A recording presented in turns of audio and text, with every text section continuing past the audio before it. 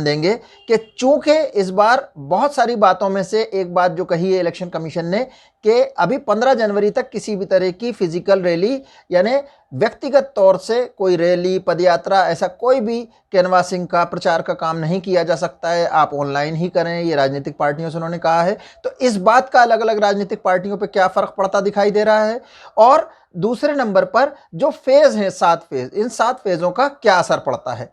तो सबसे पहले हम एक नज़र डालें कि ये फेज़ क्या है, किस फेज़ में कितने कहाँ क्या इलेक्शन हो रहा है। तो इलेक्शन की उत्तर प्रदेश में जो शुरुआत है, यानी हम दूसरा पॉइंट पहले ले रहे हैं और पहले पॉइंट को बाद में लेंगे। तो दूसरे पॉइंट में हम ये है कि इलेक्शन की शुरुआत होगी 10 फरवरी को। 10 फरवरी को पश्चिमी उत्तर प्रदेश से इलेक्शन शुरू होगा और वोट डलेगा 10 फरवरी को पहली बार उत्तर प्रदेश में। और इस 10 फरवरी में जो सीटें हैं वो 58 सीटें हैं, इसमें जो हैं 11 ज़िले कवर हो रहे हैं। और इसके बाद दूसरा फेज़ जो है उसमें 55 सीटें हैं, 9 ज़िले हैं और 14 फरवरी को चुनाव हो रहा है। तीसरे फेज़ में 58 सीटें हैं, 16 ज़िले हैं और 20 फरवरी को चुनाव हो रहा है। उसके बाद अगले फेज़ में यानी कि चौथे फेज़ में 60 सीटें हैं, 9 ज़िले हैं और 23 फरवरी को चुनाव हो रहा है। और इसके बाद पाँचवें फेज़ में 60 सीटें हैं, 11 ज़िले हैं और 27 फरवरी को हो रहा है। इसके बाद छठा फेज़ जो है वो मार्च में जा रहा है और 3 मार्च को जो छठे फेज़ में हो रहा है उसमें इलेक्शन के लिए 57 सीटें हैं और 16 ज़िले कवर हो रहे हैं और ये 3 मार्च को होगा। और आखिरी दौर जो है उसमें 54 सीटें कवर होंगी, 9 ज़िले होंगे और ये 7 मार्च को वोटिंग होगी। तो ये पश्चिम से शुरू होकर पूरब तक जाएगा। अब इसका किस किस पार्टी पर क्या प्रभाव पड़ सकता है, इसको अगर हम एक नज़र डालें तो पश्चिमी उत्तर प्रदेश वो इलाका है जहां पर कंसोलिडेटेड किसानों का ज़्यादा असर रहा है, किसान आंदोलन का बहुत प्रभाव रहा है। राकेश टिकैत भी वहीं से आते हैं।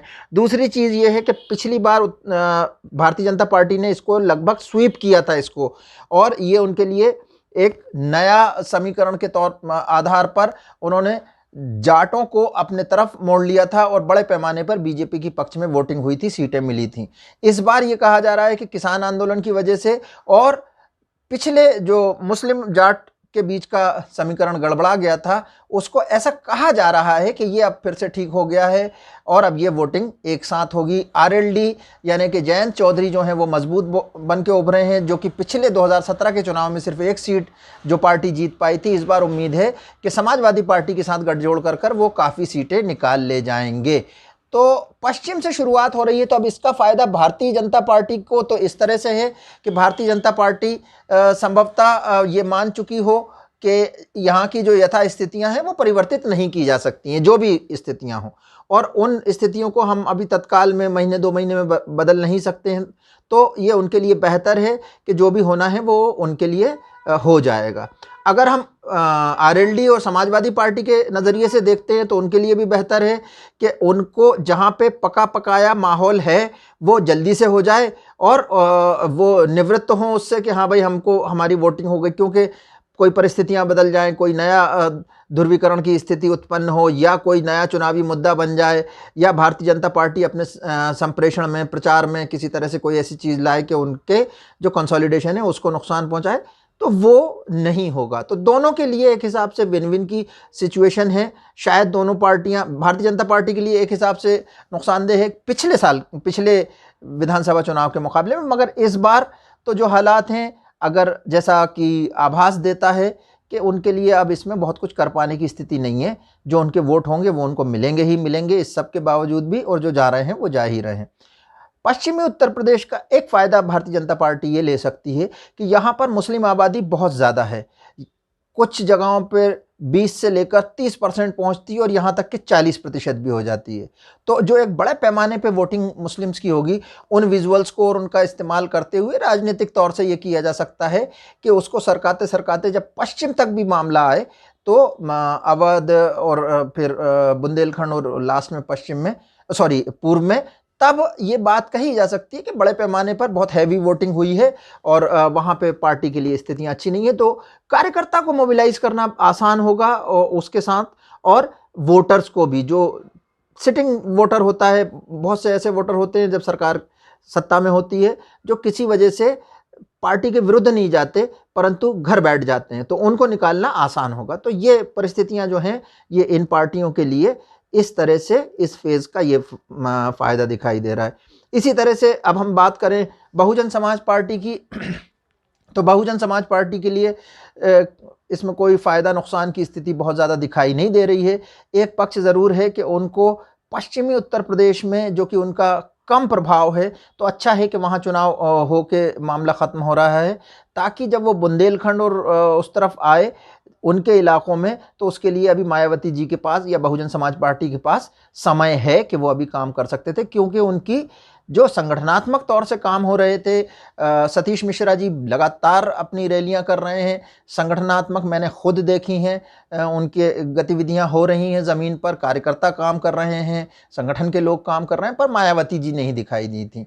तो मायावती जी के द्वारा जो जोश भरना है उसके संबंध में अगर सोशल मीडिया के आधार पर देखा जाए और बहुजन समाज पार्टी के सोशल मीडिया के माध्यम से या उनके समर्थकों के माध्यम से, तो उन्होंने अपने उस तरह के डिजिटल सेटअप को तैयार करना शुरू कर दिया है और बहुत जल्द वो उसको लेकर आ जाएंगे। तो उनके पास समय रहेगा अगले फेजेस के लिए जहां पे उनका स्ट्रांग होल्ड है। तो बहुजन समाज पार्टी के लिए भी ये ठीक स्थिति है। कांग्रेस की स्थिति यह है कि कांग्रेस के लिए बहुत ज़्यादा फ़ायदे नुकसान की कोई स्थिति नहीं है, बिल्कुल बीच की स्थिति है। अब आते हैं हम असदुद्दीन ओवैसी जी के तरफ। तो असदुद्दीन ओवैसी का जो उन्होंने 100 सीट लड़ने की बात कही है, उन जगहों पर उनकी जो बात होना थी मुझे लगता है वो हो चुकी होगी, और अगर बहुत ही उन्होंने कुछ सीटों को छोड़ दें तो ऐसा दिखाई नहीं पड़ता कि उनको कोई बहुत ज़्यादा सीटें मिलने वाली हैं। तो उनके लिए इस तरह से इस फेजेस के बहुत ज़्यादा मायने नहीं पड़ रहे हैं। एक ही फ़ायदा है कि वो जल्दी से फ्री हो जाएंगे, उनके मेजर एरिए ख़त्म हो जाएंगे। तो ये तो इस दृष्टिकोण से हमने देखा। अब हम एक बार टेक्नोलॉजी के नज़रिए से देखते हैं दूसरा पॉइंट। तो टेक्नोलॉजी का ये है कि अब ये जो चुनाव होता हुआ दिख रहा है पूरी तरह से टेक्नोलॉजी इनेबल्ड होता हुआ दिख रहा है।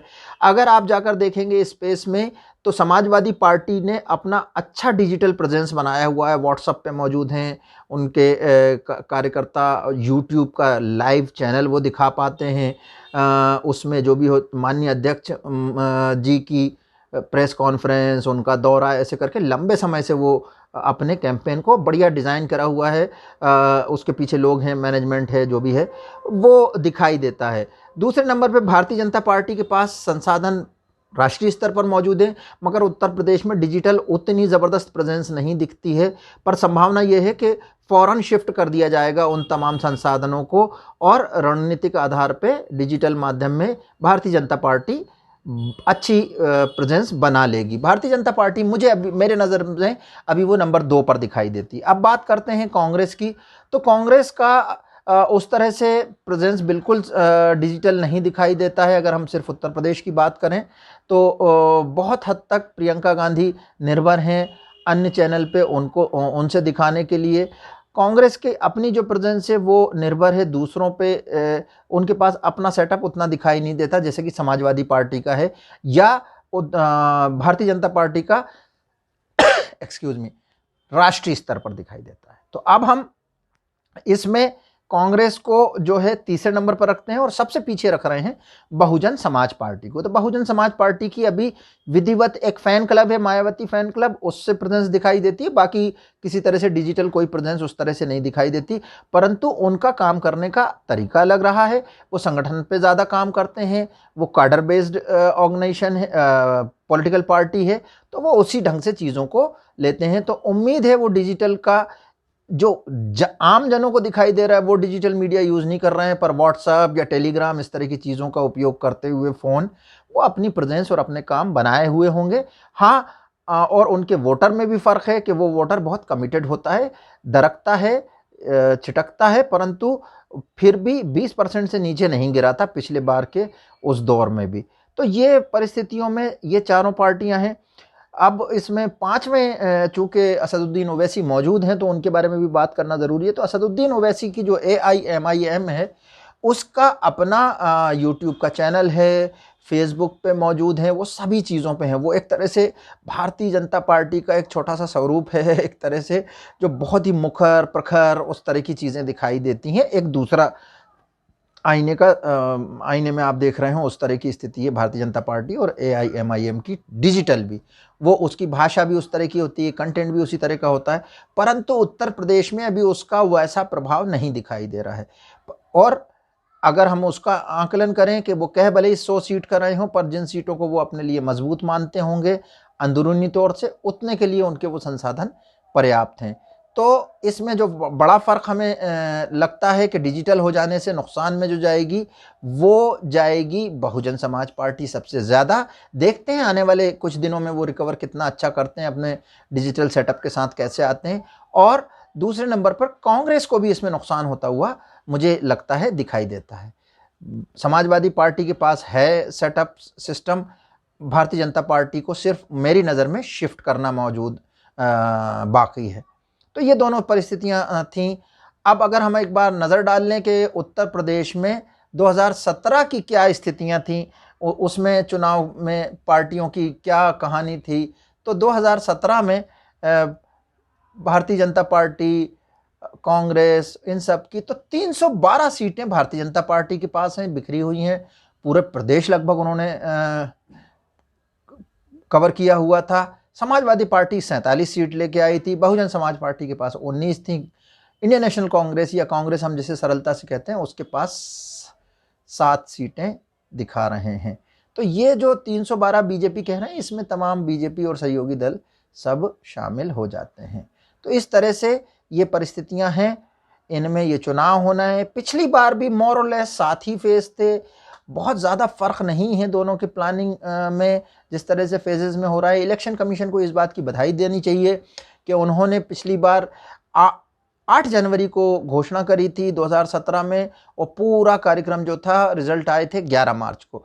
इस बार उन्होंने पिछली बार 4 जनवरी को किया था, इस बार 8 को किया है, यानी 4 दिन डिले था अनाउंसमेंट, मगर उन्होंने एक दिन पहले कंप्लीट करने की का प्लान किया हुआ है। तो ये कमेंडेबल है इलेक्शन कमीशन के लिए।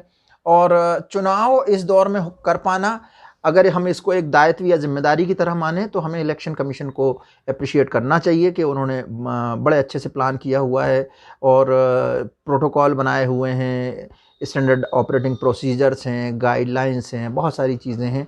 आज जो मुख्य चुनाव आयुक्त हैं सुशील चंद्रा साहब, उन्होंने इस चीज़ को अच्छे से बताया। हम क्रिटिसाइज़ कर सकते हैं, इलेक्शन कमीशन को भी करें, जो कुछ करना है, परंतु जो चीज़ें हैं उसको हमारी कोशिश होगी कि यथावत रखें। हमारा अपना पक्ष भी शायद दिखाई दे जाए, परंतु इसको हम पक्षपात रहित रखने की कोशिश करेंगे, चाहे वो पार्टियों का हो या वो। मिलते हैं अगली किसी और वीडियो में। तो ये था आज का वीडियो, देखने के लिए बहुत बहुत धन्यवाद। इसी तरह से हम लगातार इस चुनाव के दौरान सभी राज्यों पे लेके आते रहेंगे।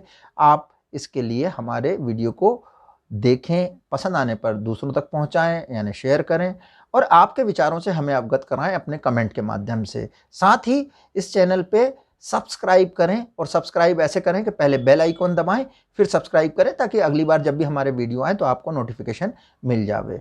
बहुत बहुत शुक्रिया, धन्यवाद।